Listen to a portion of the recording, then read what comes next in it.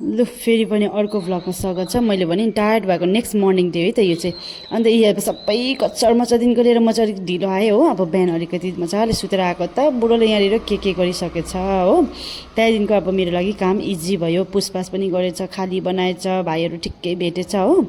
अन्त त्यहाँदेखिको चाहिँ अब यस्तो लुक्स देख्छ। अब यो चाहिँ टाइल्स लाउने भनेर अङ्कलले यतिकै गरेको रहेछ, तर हामीलाई चाहिँ भएन। हाम्रो पालो होइन, हामी चाहिँ म्याट युज गर्दै गर्छौँ भनेर हाम्रो पालो म्याट लगायौँ। ल त बुढाबुढी भएर बिहानदेखिको लिएर म्याट लगायौँ। अब यो दिन पनि यत्तिकै बित्यो। नेक्स्ट डेको ब्लग बनाउँछु भने थिएँ, तर यो भिडियो सर्ट हुनुको कारणले फेरि पनि नेक्स्ट डेमा फेरि पनि यही भिडियोमा एड गर्दै है।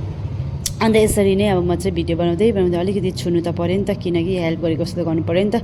छोरा मान्छेको काम जस्तो लाग्यो, तर पनि मैले पनि अलिकति छुइदिएँ, प्लस भिडियो पनि बनाउँदैछु। किनकि मैले भिडियो बनाएन भने त ब्लग हुँदैन, इम्पोसिबल। दुइटै हात बिजी राख्यो भने त हुँदैन भनेर अलिकति छुको जस्तै गरेर भिडियो पनि बनाउँदैछु हो। त्यही भएर आफूलाई चाहिँ टायर्ड भएको म भन्दैछु। यहाँ तादिन ताकतिङ गर्दै डान्स गर्दै अब यो दिन पनि बितेर गयो। प्लस कति 3 डेज भयो।